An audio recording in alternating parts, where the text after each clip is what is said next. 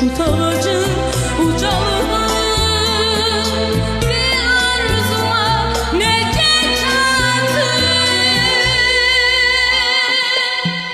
Bir köksüne nece çarpaz dağ çekmişem, nece körpe bu dağımı ezmişem. Bir gün şirin